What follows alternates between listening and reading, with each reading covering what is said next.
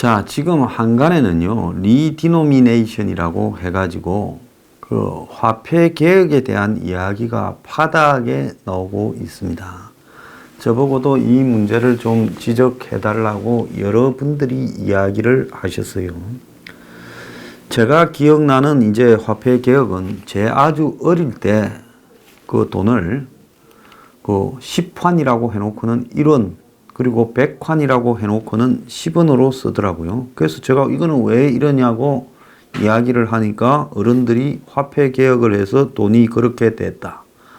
그러면서 이거는 10분의 1 가치를 가지고 있다. 이렇게 이야기를 했습니다. 흔히 이 리디노미네이션이라는 말은 국가에서 통용되는 모든 화폐에 대해서 실질 가치를 그대로 하고 액면가를 동일한 비율의 낮은 숫자로 변경하는 조치를 말합니다. 그래서 쉽게 말하면 이 1000원을 액면가 1원으로 만드는, 뭐 그렇게 할 수도 있겠지요. 그거는 1000분의 1로 낮추는, 그래서 화폐 개혁이다. 이렇게 되는 거겠죠. 자, 이 화폐 개혁은 왜 하고 덕실은 뭔가 하는 부분이 이제 나올 수 있을 것인데, 우리나라는 1962년 6월 달에 이제 화폐 개혁의 마지막으로 한번 했죠. 당시 박정희 군사 정권이 마음먹으면 못하는 게 없었으니까 밀어붙여서 이걸 한번 했는데, 성과는 크게 성공이다. 이렇게는 안 나오고 있습니다. 그런데 왜 갑자기 군사 정권도 아닌데 리디노미네이션, 화폐 개혁이 나오느냐? 이제 이 부분이 좀 의문인데요. 자, 군사 정부도 욕을 처먹었던 그런 화폐 개혁을 왜 이 시점에서 이렇게 하려 그러느냐? 이해가 하기 어려운 부분이 많이 있습니다. 그런데 50년이 넘도록 화폐 개혁을 안 한 나라는 거의 찾아볼 수가 없다. 이렇게 말을 하지만 또 한편으로 보면 중요한 국가 중에서 화폐 개혁을 한 나라가 있느냐. 미국 달러를 화폐 개혁하거나 일본의 엔화라, 영국 파운드화를 화폐 개혁을 한 거 보셨습니까? 그래서 화폐 개혁을 하게 되면 뭐가 장점이냐? 그러면 1000원이 1원 되면 0을 3개 떼는 거죠. 자, 그래서 그런 식으로 하는 이유는 뭔가 하면, 일단 돈의 액수가 작아지니까 숫자를 계산하기가 편해집니다. 지금 한국의 물가가 오르고 돈의 가치가 떨어져서 요즘은 1000원짜리가 옛날에 100원만큼도 안 되고, 애들도 많은 조각고는 별로 좋아하지도 않으니까 이제 5만원짜리가 나오지 않았습니까? 10만원 자기 압수표 쓰다가요. 그래서 이게 이제 조를 넘어서면 중국에는 지금 경이 많이 쓰이고 있어요. 그런데 중국 위안화와 한국 돈은 지금 160대 1입니까? 그렇죠. 그 다음에 일본의 엔화는 1대 10. 그러니까 일본의 1엔이 한국에 10원은 되지 않습니까? 그 다음에 달러는 지금 1200원에 근접해 가지 않습니까? 1달러가요. 1200. 그러니까 한국 돈이 주요국 통화에 비해서 좀 가치가 낮다라는 거죠. 자, 그래서 첫 번째는 거래 편의를 제고하고 회계 처리를 할 때 간소화된다. 그 다음에 우리나라 돈이 쓸데없이 가치가 주요한 나라 돈에 비해서 낮아서, 마치 한국이 아프리카처럼 한국 돈이 좀 품위가 없으니까 1달러 1원, 만약에 1000원이 1원이 되면 이제 새로 1원 된 거는 1달러 거의 1원씩이 되지 않습니까?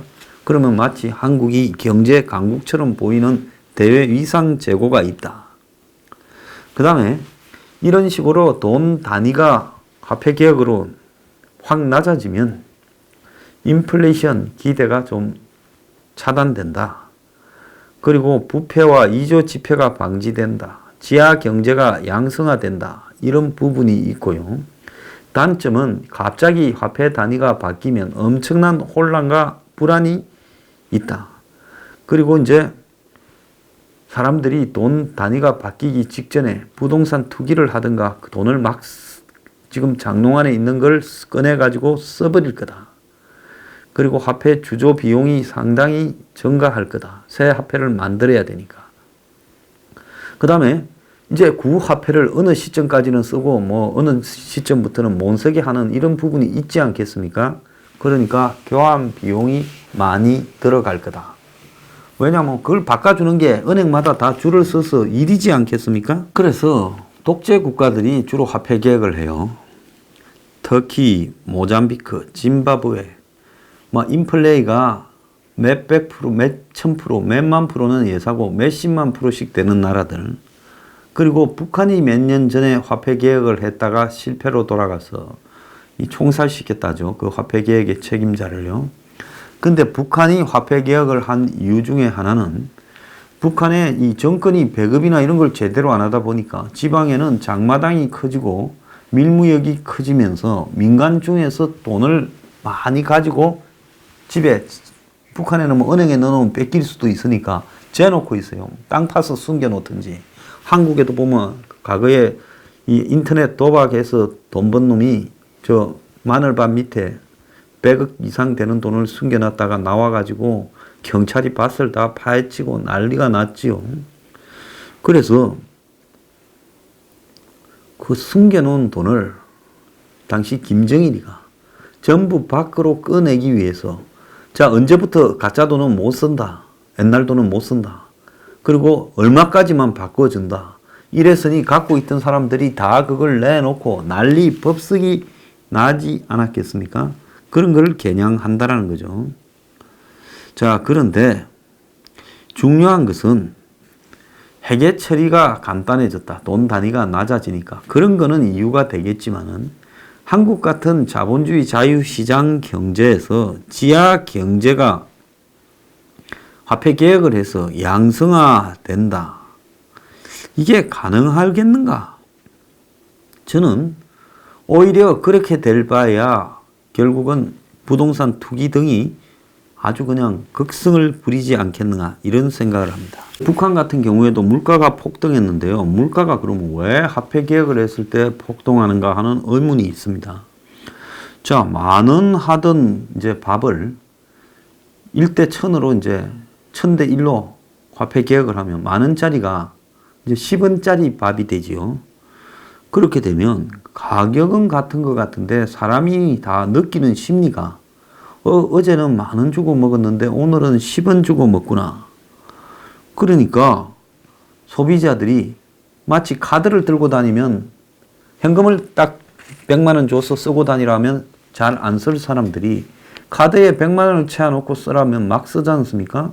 그건 돈이 눈에 안 보이니까 개념이 흐려지듯이 액수가 단위가 낮아지니까 사실은 실질적인 이 가격은 그대로인데 사람들이 막 쓰는 거죠. 그러니까 파는 사람들이 소비가 늘어나니까 가격을 올리기 시작해서 그래서 가격은 한번 올라가면 안 내려오니까 화폐 개혁으로 이제 이런 문제가 발생을 하고요. 근데 화폐 개혁에서 가장 중요한 문제는 지금 시중에서 5만 원짜리가 사라져가지고 정부 집집마다 부잣집에는 금고가 다 있고 금고가 없는 집은 장롱 안에 넣어놓거나 장판 밑에 깔아놓지 않습니까?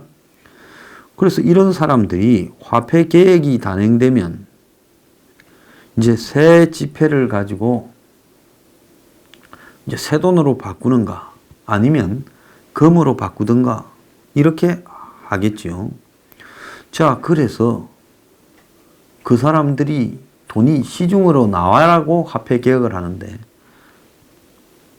그게 그렇게 되지 않고 다른 편법으로 부동산인이 금으로 갈 가능성이 많다라는 겁니다. 자, 돈이 어떻게 될지 모르게 가치가 불안정해지면 사람들은 그걸 가지고 돈을 돈으로 바꾸는 게 아니라 돈을 집이나 금으로 바꾸게 되겠죠. 그래서 여러 가지 이 문제들이 많이 발생할 수 있다는 겁니다. 그런데 문정권이 이제 진짜로 노리고 있는 부분은 화폐 개혁을 한다면요. 지하 경제 양성화, 부패 방지를 목적으로 화폐 개혁을 할 가능성이 커요. 우리나라가 뭐 경제 규모가 세계 10위 근처로 어쩌고 왔다 갔다 하니 하지만은 부정부패라든지 이런 경제 소프트웨어 측면에서는 참 많이 떨어지지요. 한 40위 뭐 이래 왔다 갔다 하고 그렇습니다. 그 부패가 심한 나라인데요. 자, 이런 부분 속에서 부패와 또 지하 경제가 한국에는 뭐 굉장히 크죠. 한국 지하 경제가 도박도 심한 나라고 무슨 매춘 이런 것도 심하고 마약도 심한 나라입니다. 그래서 지하 경제 규모가 어마어마할 건데 화폐 개혁을 해서 이런 지하 경제를 양성화한다 이런 목적도 좀 있겠지요. 많은 객관적인 전문가들은 한국의 경제가 이렇게 침체되어 있는데 국민들한테 경제 위기 돌파 꼼수로 화폐 개혁을 했을 때 문 정권이 특유의 내거는 방법은 아마 이런 걸 내걸 수 있을 겁니다. 5만 원짜리니 뭐 이런 거 언제까지 바꿔라. 그리고 그 기간을 넘기면 안 바꿔준다. 그 다음에 더 나아가서 1인당 바꾸는 한도가 얼마를 초월한 사람은 출처를 이야기를 하라. 이 정권이 설마 그러겠느냐인데 재벌 기업도 뺏어 먹으려다가 사단이 났는데 그걸 못 하겠습니까? 자, 그러면 이제 없는 사람들, 집에 돈을 재놓기는커녕 하루 벌어 하루 먹기도 어려운 사람들이 절반 이상은 될 거라 봐요. 그런 사람들은 그래, 잘 됐다. 왜? 엄청난 돈을 재놓고 있는 놈은 따로 있고 우리는 돈 10원도 없는데 이제 그런 놈도 혼이 좀 나야 돼. 이런 심리, 인민주의 심리를 등에 업고 파퓰리즘으로 화폐 개혁을 밀어붙일 가능성이 저는 총선이나 대선을 앞두고 있다고 봅니다. 그럼 이제 어떤 일이 벌어지겠습니까? 자, 1인당 한도로 바꾸는 거는 뭐 1억이다. 1억 이상 넘는 사람은 신고해라. 돈 출처를 소명해야 된다. 그리고 언제까지 바꿔라. 이리 되면 이제 난리가 나지 않겠습니까? 돈 많이 쌓아놓은 사람들은 그야말로 까딱 잘못하면 그 돈이 휴지 조각이 되지 않겠습니까? 왜 당신들은 세금 내고 은행에 넣지 않고 돈을 집에 현금으로 보관을 하거나 땅 밑에 묻어 놓느냐? 전부 구린 돈이지 않느냐?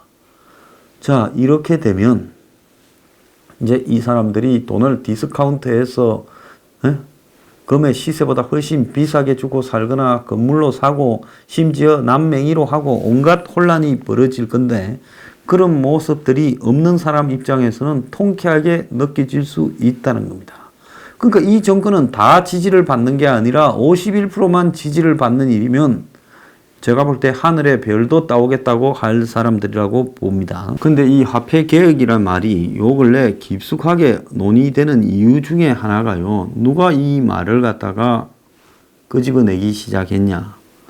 자, 현재 한국은행 총재인 이주열이가 지난 2015년에 박근혜 정권 때 당시 한국은행 국감에 나가가지고요. 새누리당 의원이 통화 단위를 절하하는 화폐 개혁에 대해 어떻게 생각하냐 하니까 한국은행에서도 검토하고 있다. 이렇게 말을 했어요. 그래서 이런 가능성을 열어두고 검토하고 있다고 말한 이후에 이제 시중에 화폐 개혁 이야기가 곳곳에서 나오기 시작을 했는데 그 뒤로 좀 잠잠해졌다가 요즘 아주 심해졌어요. 그래서 지금 오늘 이 언론에 보면 이주열 효과에 달아오른 화폐 개혁주 해가지고 또 화폐 개혁을 하면 수혜를 입는 이 주식들이 막 지금 달아오르고 있다라는 겁니다. 어제 오늘 이 관련 기사들이 지금 금융권 안팎에서 막 보도되고 있고 논쟁이 일어나고 있습니다. 지난달 말 3월 말에 이주열 총재가 또 화폐개혁 가능성을 시사하자 주식시장에서 화폐개혁주가 급등하고 심지어 경제학계에서는 이 리디노미네이션에 대해서 부작용을 갖다가 지적하며 말을 한 이주열 총재가 직접 해명해라 이야기까지 나오고 또 이 국가경제자문위원회 부위원장을 했던 김광두 국가미래연구원장은 현재 우리 경제 상황에서는 화폐 개혁은 얻을 것은 없고 잃을 것이 너무 많은 발상이다. 이주열 총재가 국회의원들 궁금증을 해소해 주려다 어정쩡한 태도를 보였던 게 문제다라고 말을 하며 화폐 개혁 이런 헛소리가 왜 나오나라는 글을 통해 최저임금 고속 인상 등에 이어 또 하나의 생체 실험으로 경제를 아주 망가뜨리려고 하지 않으면 이런 루머를 한국은행 총재가 직접 해명해야 될 것이다 라고 말을 했습니다. 저는 김관두 원장의 의견에 전적으로 동의를 하는 바입니다. 자, 그래서 이 문제에 대해서 얼마 전에 문재인이 청와대에 전직 경제부총리나 한국은행장들을 불러가지고 무슨 자담회를 하지 않았습니까? 그때 화폐 개혁을 하려고 그 사람들한테 동의를 끌어내기 위해서 하는 거 아니냐라는 의심을 하는 사람도 있었어요. 물론 그런 이야기는 별로 없이 현재 경제 상황에 대해서 이렇게 건의가 있었다 이렇게 말을 했는데, 자, 그때 이제 박성 전 한국은행 총재도 갔어요. 그 박성은 지난 대선에서 문재인 지지했죠.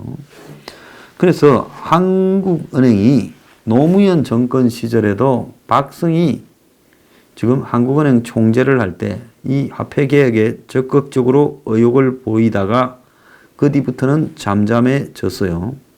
그런데 지난 3월 25일 2015년에도 그렇듯이 이주열이가 국회 재정위원회 업무 보고를 가가지고 화폐 개혁을 논의할 때가 됐다고 먼저 말을 해서 지금 시끄러워졌던 겁니다. 그런데 문재인이 그 싱크탱크 자문위원장을 했던 박성 전 한국은행 총재가 언론 인터뷰를 통해 이걸 문재인에게 건의하겠다고 나왔어요. 그래서 한간에는 박성이나 이주열이 정권과 관계없이 이런 말을 할 사람이 절대 아닌데 이 사람들이 항상 한국은행 총재를 했을 때 또 아니면 본인이 박근혜 정권 때도 했을 때 이런 말들을 꺼냈던 사람들이다. 노무현 때도 그랬고. 그래서 이 사람들이 화폐 개혁을 가지고 대통령한테 마치 이게 경제를 갖다가 살리고 국민들의 분위기를 바꿀 수 있는 좋은 카드라고 지금 밀어붙이고, 문 정권은 누가 꽂혀서 이야기를 하면 소주성이고 최저임금이고 안 바꾸잖아요. 그래서 누군가가 문 정권에 꼽아놓고 설설 화폐 개혁을 위한 군부를 떼고 있는 거 아니냐. 지금 그런 저는 생각이 나고 있습니다. 김광두 원장은 한국의 지금 경제가 거의 붕괴 상태로 가고 있는데, 자, 이 화폐 개혁의 보편적인 목적이 숨겨놓은 집집마다 금고나 장롱에 숨겨놓은 자금을 찾는 것과 인플레이를 잡기 위한 건데, 그런데 그 과정에서 경제적 혼란성, 불확실성, 금융시장 교란 등 이런 문제가 굉장히 심각해지고 또 실물시장에서 거래가 사라지는 위축이 나올 수 있고 돈이 부동산이나 기금속, 금, 외환으로 다 이동할 수도 있기 때문에 심각한 부작용이 발생할 것이다. 그래서 그 결과가 애척불허한 일이 될 것인데, 경제적으로 그야말로 화폐 개혁이라는 루머가 정치적으로는 이슈를 빨아들이는 블랙홀이 될 수 있지만은 경제적으로는 경제 위기를 초래하는 검은 코끼리가 될 수 있다. 이제 여기에 나중에 다 감당도 못해서 밟혀 죽을 수가 있다. 그런데 왜 이런 말들을 이렇게 퍼뜨리고 있냐 하고 있습니다. 자, 저는 문 정권이 개인적으로는요, 이런 시도를 검토하고 있다고 봅니다. 자, 문 정권이 곧 경제가 다 망가질 거예요. 자, 지금 수출부터 시작해서 소비 투자부터 실업부터 양극화, 수습이 불가능한 상황으로 가고 있는데, 이 정권은 그것보다는 자신들이 없는 사람들의 소득을 높여주려고 하는 소주성이나 또 주 52시간 근로를 가는 올바른 방향으로 가고 있다고 생각합니다. 그 과정에서 경제가 좀 망가져도 상관없고 그것도 조작이고 다 덮어 씌우기고 가식이다. 그래서 우리는 지금 좀 어렵더라도 올바른 방향으로 가고 있다고 하는 사람이에요. 이런 정도의 생각을 하는 사람들이 화폐 개혁을 해서 문정권을 지지하는 서민, 뭐 없는 사람, 좌파, 그 다음에 세상이 한번 뒤집어 엎어졌으면 좋겠다고 생각하는 젊은 사람들. 자, 그리고 무슨 이럴 게 없는 집에 돈 쌓아놓은 거라는 없고 은행 통장에 기껏 몇백 몇십만 원이 전부인 사람, 그런 사람이 51%는 될 거라고요. 실제로 대한민국 전체 국민 중에서 집에 돈을 쌓아놓고 있는 사람들은 5%, 1%도 안 될 거라고 봅니다. 그러니까 다수가 지지하고 나중에 그게 죽는 길이라도 소수가 완전히 인민재판식으로 피를 보는 일이라면 이 정권은 기꺼이 판을 벌이죠. 그 판을 언제 벌여요? 총선을 앞두고 카드가 없을 때 화폐 개혁을 딱 들고 나와가지고 아마 이렇게 이야기할 거라고 봅니다. 지금 가지고 있는 돈은 6개월 안에 다 바꿔라. 새 화폐로. 그 뒤부터는 못 쓴다. 1인당 1억씩만 바꿔준다. 한도다.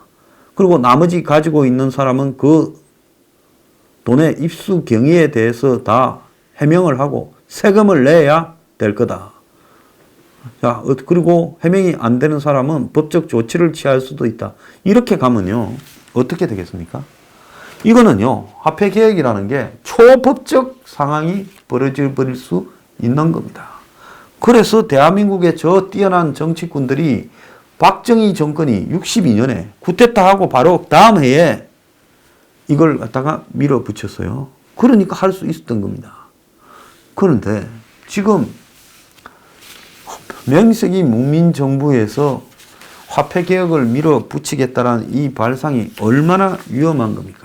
이 사람들은 2005년에 터키에서 화폐개혁을 해서 결과적으로 성공적으로 끝났다.